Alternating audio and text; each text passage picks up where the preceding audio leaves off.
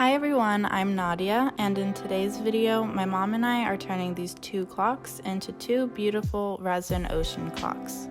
The first thing that we're doing is removing the hands from both of the clocks. After unscrewing the hands, we're able to remove the mechanism in the back, which holds the batteries. Then we're using painter's tape to seal the hole in the middle. And we use the tip of a paintbrush to push the tape through and to make sure that the whole area is sealed. And we turn the clocks around and do the same on the top side. Using gesso as a primer, we mixed gesso with acrylic paint for a base coat. Gesso is a commonly used primer that helps the surface become more absorbent. And we painted approximately how we want our beach scene to look like. And we also made sure to paint the edges of the clocks. After a few hours, our paint was completely dry, so we turned the clocks around to tape the edges. This is because when we add our resin onto our clocks, it's going to pour over the edges, and the tape makes for a neat and easy cleanup. We're using painter's tape, which works really well to seal the area so that no resin seeps underneath.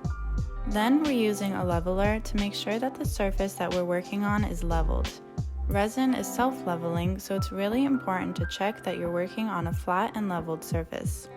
Next, we mixed our part A and part B resin for about 3 minutes, and then added it into smaller cups to add the pigments. The first color that my mom is mixing is a beige acrylic paint, the same one that we used with the gesso. And if you're mixing acrylic paints with resin, make sure to follow a 1:10 ratio rule. I start mixing our first shade of blue, which is a pigment paste from Just Resin in the shade Breakfast at Tiffany's. The second shade of blue we're using is also from Just Resin in the shade Bermuda Bay. Each pigment should be mixed with resin for a few minutes to make sure that there's no blobs of pigment.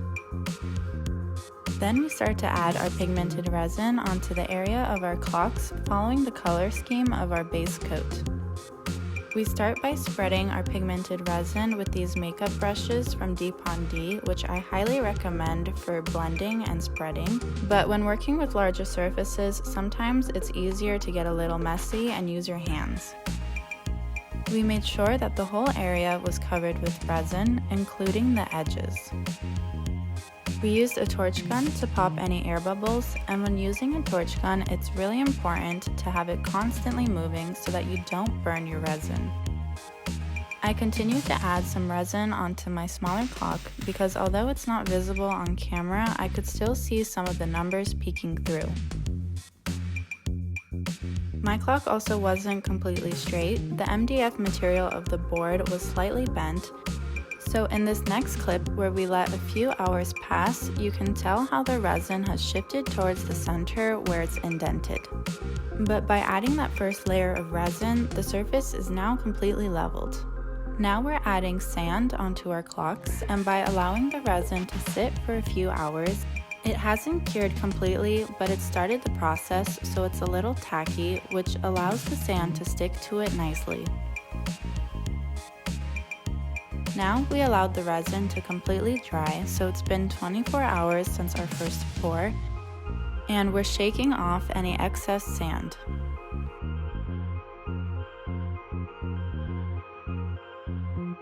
Now we're ready to add our second layer, so after mixing our part A and part B resin for about 3 minutes, we separate it into smaller cups to add the pigments. The first pigment that we're going to be using is from Just Resin in the shade Turquoise Basic. You should stir your pigments like so before you add it into your cup with resin.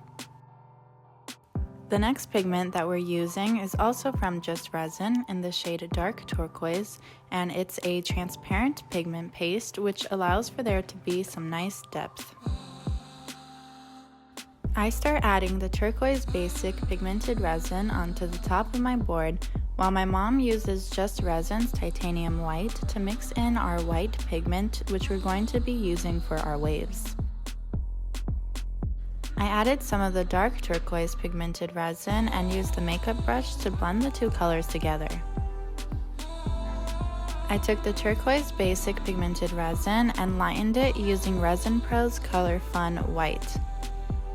Then my mom starts to pour the dark turquoise transparent pigmented resin onto her board while I continue to try to lighten up the turquoise basic.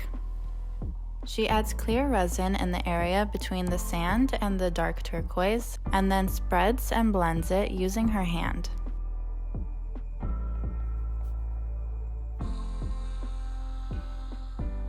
She uses a torch gun to pop any air bubbles, and I start to add the lightened turquoise basic onto my board. I wasn't extremely happy with the color, so I did a lot of blending, while my mom uses this wooden stick to remove any unwanted dust particles or little fibers. Now let's rewind for a second to where I was using my torch gun and I just unconsciously set it down right next to my board. Now let's fast forward to where my mom walks over to take the torch gun and uses it, and everything is fine until... And this is me just standing in shock. So what she did to try and fix this was to wipe off as much as possible and then add some more clear resin over that area to then add more sand. But don't you guys worry, I didn't manage to only mess up her board, I also managed to mess up mine, which you guys will see very soon. Now my mom is using the heat gun to warm up the resin before she adds the white pigmented resin for the waves. Warming up the resin allows for it to flow more easily. By using a wooden stick, she carefully applies the white pigmented resin along the shoreline. This is going to be the first of 2 waves, where we'll be adding the second wave the next day with another layer of resin for a 3D effect. Now, by using a heat gun and tilting it horizontally, she blows out the wave.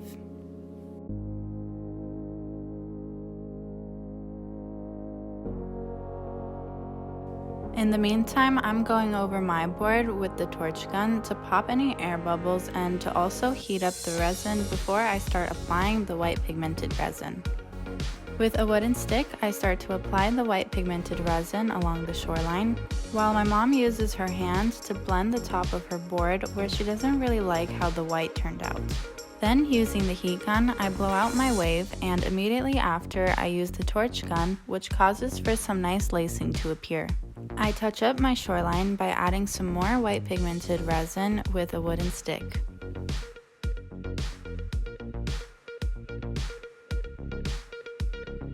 This is where I managed to drip some of the white pigmented resin onto my sand, so I add some clear resin over that area and attempt to try and fix it. And in the meantime, I also add some clear resin over that area on the sand where you can see that there's blue visible. My mom and I both add some more sand over the clear resin.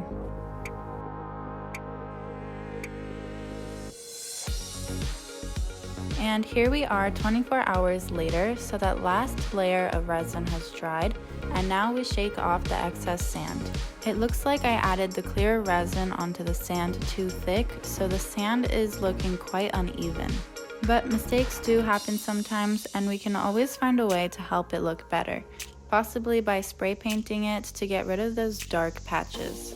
Now for our final layer and last wave, we're going to be using Just Resin's dark turquoise transparent pigment along with Just Resin's titanium white for the wave and some clear resin.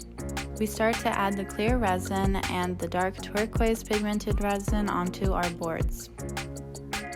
We blend the clear resin and the dark turquoise transparent resin together and also make sure to get the resin on the edges of the boards. I add my white pigmented resin right along that line where the resin I just poured starts and blow it out with the heat gun.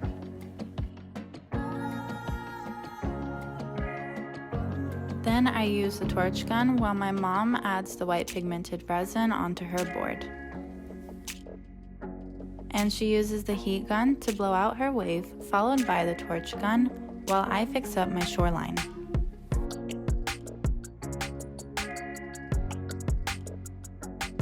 We add some finishing touches, and here they are the next day. My mom turns them both around to remove the tape. An easy way to remove the tape is by first heating it up by using a heat gun. She also uses an X-Acto knife to help get off any small pieces that were stuck.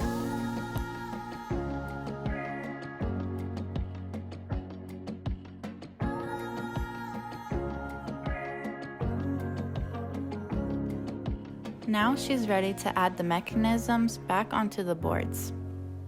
She does this by drilling a hole down the center where the hole used to be.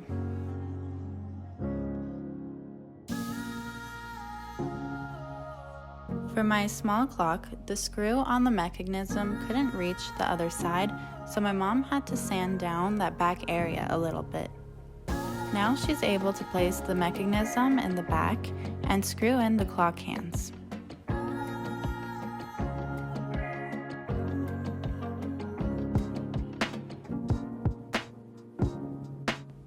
Just as she was distracted from her surroundings and focused on placing these hands on the clock, a wild creature took this opportunity to attack.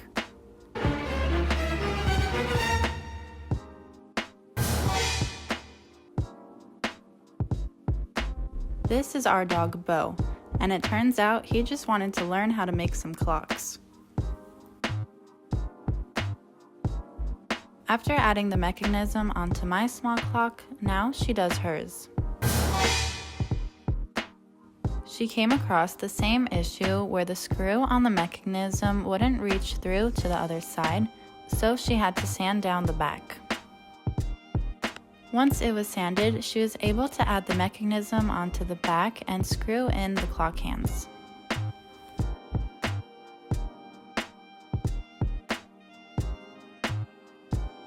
And here's the final product.